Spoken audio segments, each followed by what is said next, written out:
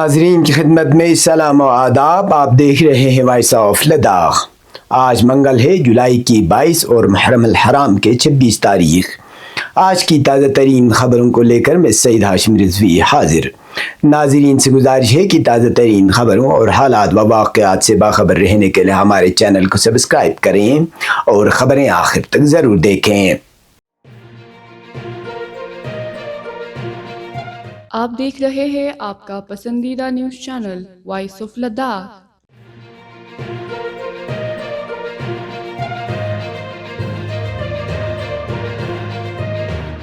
مشرقی لداخ میں line of actual control LAC کے قریب واقع نیوما ایئر اسٹرپ رواں سال کے اکتوبر تک مکمل طور پر آپریشنل ہونے کا امکان ہے.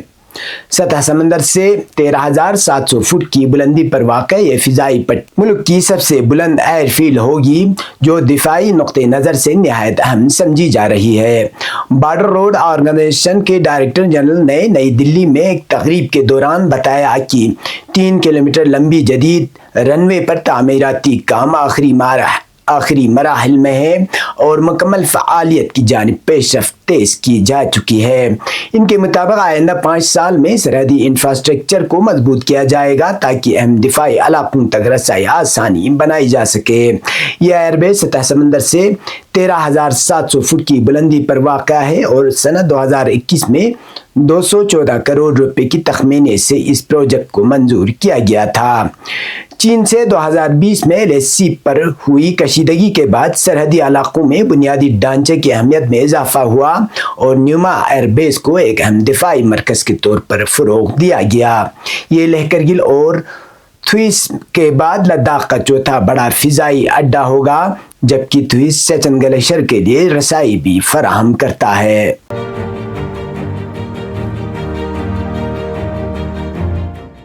لداخ کے نو تعیناتی لیفٹیننٹ گورنر کویندر گپتا سے نئی دلی میں کئی اہم شخصیات اور وفود نے ملاقات کی اور انہیں نئی ذمہ داری سنبھالنے پر مبارکباد پیش کی. ملاقات کرنے والوں میں جموں کشمیر کے سابق director general of police Dilbagh Singh, Delhi public schools کے ڈائریکٹر SS سودی، دلی سکھ گردوارہ مینجمنٹ کمیٹی کے سیکرٹری سردار جیمس نونی اور مختلف تجارتی برادریوں کے اراکین شامل تھے.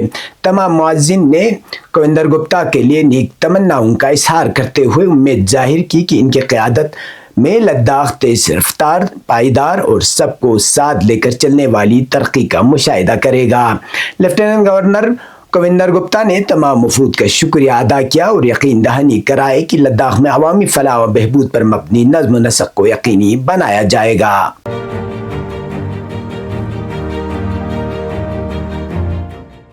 14ویں دلائی لاما کے زنسکار پہنچنے پر ضلع کرگل کے انتظامیہ، مذہبی و سماجی اداروں اور ہزاروں عقیدت مندوں کی جانب سے ان کا پرجوش اور والہانہ خیر مقدم کیا گیا.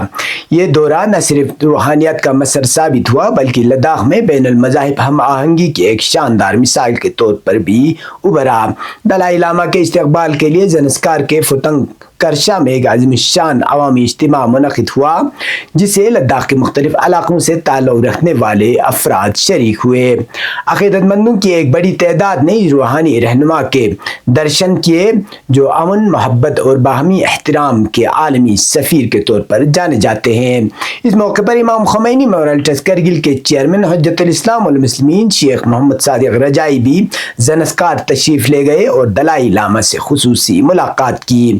اس ملاقات کو لداخ میں بین المذاہب ہم آہنگی اور بھائی چارے کو فروغ کی علامت کے طور پر سراہا جا رہا ہے، جو بدھ مسلم تعلقات کے خوشگوار مستقبل کی نوید ہے.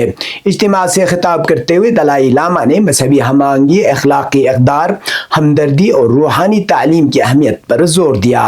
انہوں نے کہا کہ دنیا کو آج سب سے زیادہ ضرورت باہمی احترام، پرامن بقائے باہمی اور دلوں کو جوڑنے والی تعلیمات کی ہے.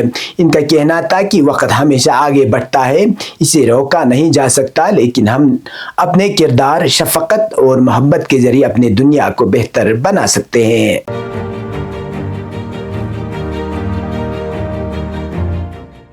یونیورسٹی آف لداخ کے وائس چانسلر اور راجیو گاندھی یونیورسٹی اروناچل پردیش کے سابق vice chancellor professor Saket Kushwaha ان کی شاندار قیادت اور غیر معمولی خدمات کے اعتراف میں اروناچل پردیش کے گورنر کی جانب سے تعریفی سند سے نوازا گیا۔ پروفیسر کشواہا نے 2018 سے 2024 تک RGU میں اپنی خدمات انجام دی، جہاں انہوں نے ادارے کو ترقی کی نئی بلندیوں تک پہنچایا۔ ان کی قیادت میں جامعہ تعلیمی منصوبوں کا آغاز، 70 سے زائد اساتذہ و ملازمین کی شفاف بھرتی، 3 نئے کیمپس کی تعمیر اور متعدد تعلیمی اداروں کا قیام عمل میں آیا۔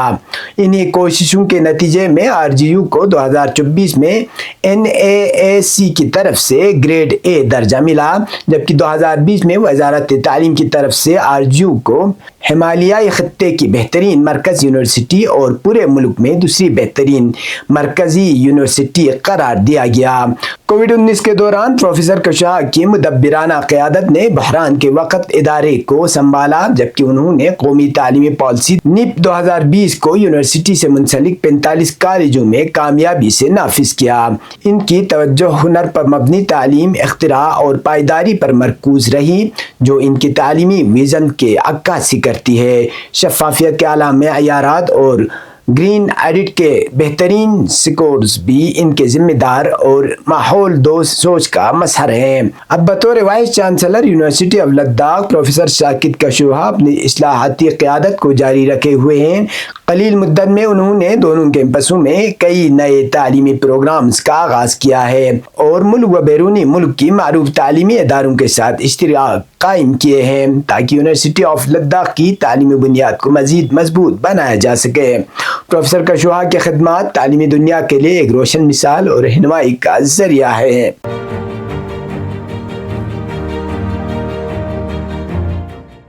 امام خمینی میں اور الٹرس کرگل کے شعبے بسیج زراعت و باغبانی کی نومنتخب مجلس عاملہ نے سوموار کو ایک پروقار تقریب اپنے عہدے کا باقاعدہ حلف اٹھایا۔ یہ تقریب IKMT کے گارجین کونسل کے چیئرمین حجت الاسلام شیخ محمد محقق کی صدارت میں SMC hall IKMT tower Kargil میں منعقد ہوئی۔ تقریب کا آغاز حجت الاسلام شیخ خادم صادقی کے تلاوت کلام پاک سے ہوا۔ بعد ازاں BZB کے نئی مجلس عاملہ نے ایمانداری، لگن اور عوامی خدمت کے عہد کے ساتھ اپنے منصب کا حلف لیا۔ اس موقع پر گارجین کونسل کے چیئرمین نے اپنے خطاب میں زراعت کو علاقے کی معیشت کی ریڑھ کی ہڈی قرار دیا اور کہا کہ IKMT کہ یہ ونگ نہ صرف کسانوں کی فلاح و بہبودی کے لیے کوشاں ہے، بلکہ باغبانی اور جدید زرعی طریقوں کو فروغ دینے کے لیے ایک مؤثر پلیٹ فارم ثابت ہو رہی ہے۔ تقریب میں مختلف علماء، سماجی شخصیات، نوجوانوں، کسانوں اور IKMT کے دیگر شعبجات کے نمائندوں نے شرکت کی۔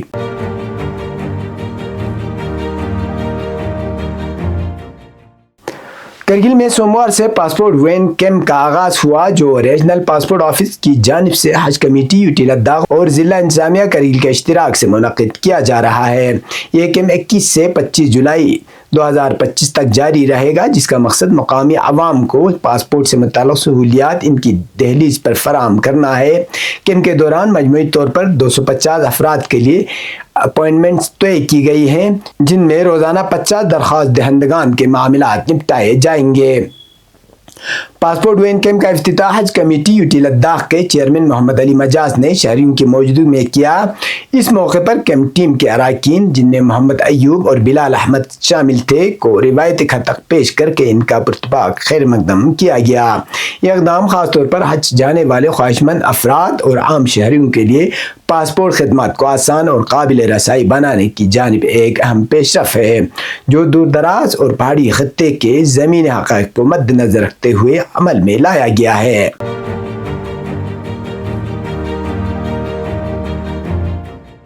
ان دنوں ضلع کرگل میں مختلف تحصیل دفاتر میں ڈومسائل سرٹیفکیٹ حاصل کرنے کے لیے عوام کا زبردست ہجوم دیکھنے کو مل رہا ہے۔ مرد و خواتین بڑی تعداد میں دفاتر کا رخ کر رہے ہیں، جس کے باعث لمبی قطاریں اور دفاتر میں بھیڑ کی صورتحال پیدا ہو گئی ہے۔ رش کے باعث مرد و خواتین کا ایک ہی قطار اور دفتر میں موجود ہونا عوامی حلقوں میں تشویش کا باعث بن رہا ہے۔ اس صورتحال پر امام خمینی میموریل ٹرسٹ کرگل کے نگراں کونسل کے چیئرمین حجت الاسلام والمسلمین شیخ محمد محقق نے سخت نوٹس لیتے ہوئے متعلقہ محکمہ جات اور لداخ خود مختار پہاڑی ترقیاتی کونسل کرگل کے ذمہ داران کو فوری اقدامات کی ہدایت دی۔ شیخ محمد محقق نے حکام سے مطالبہ کیا کہ اسلامی اقدار اور عوامی سہولت کے پیش نظر مرد و خواتین کے لیے علیحدہ قطاریں اور کاؤنٹرز قائم کیے جائیں تاکہ عوام کو سہولت اور وقار کے ساتھ خدمات فراہم کی جا سکیں۔ ذرائع کے مطابق ان ہدایت کے بعد کرگل تحصیل دفتر میں مرد و خواتین کے لیے الگ الگ سہولیات کی فراہمی کا عمل شروع کر دیا گیا ہے، جسے عوامی حلقوں میں سراہا جا رہا ہے۔ اب پیش قومی اور بین الاقوامی خبریں۔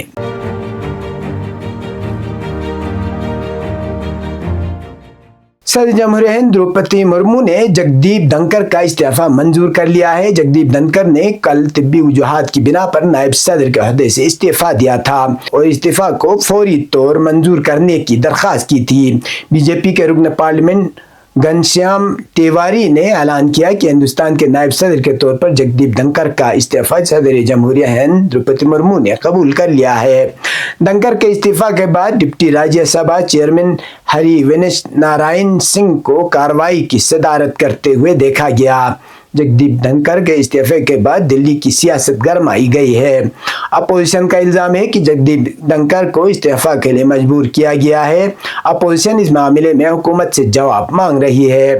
واضح رہے، صحت کے مسائل کا حوالہ دیتے ہوئے نائب صدر جگدیپ دھنکر نے صدر جمہوریہ دروپدی مرمو کو اپنا استعفیٰ پیش کر دیا تھا، حالانکہ ان کی میعاد میں ابھی 2 سال باقی تھے۔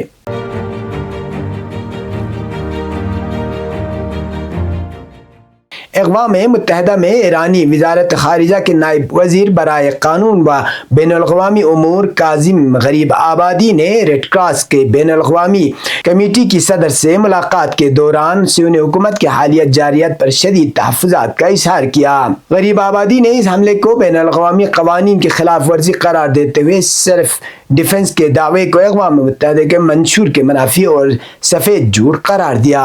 ان کے مطابق حملے میں تقریباً 7,000 ایرانی شہری شہید اور زخمی ہوئے، جن میں بڑی تعداد میں عام شہریوں کی تھی۔ انہوں نے سلامتی کونسل کی خاموشی پر افسوس کا اظہار کرتے ہوئے کہا کہ عالمی برادری نے اس جارحیت کی مذمت کی، مگر سلامتی کونسل بعض مستقل اراکین کے دباؤ میں خاموشی رہی۔ ریڈ کراس کمیٹی کے صدر نے ایران میں متاثرہ خاندانوں سے ہمدردی کا اظہار کرتے ہوئے دو طرفہ تعاون کو بڑھانے پر زور دیا۔ انہوں نے بتایا کہ ایران کو طبی اور غیر خوراکی امداد فراہم کی گئی ہے اور ایران کی ریڈ کراس اور بلال احمر سوسائٹی کے درمیان تعلقات کو مضبوط بنایا جا رہا ہے۔ یہ تھے اب تک کی خبریں، اس کے ساتھ مجھے اور میرے ساتھیوں کو دیجیے اجازت۔ اللہ حافظ۔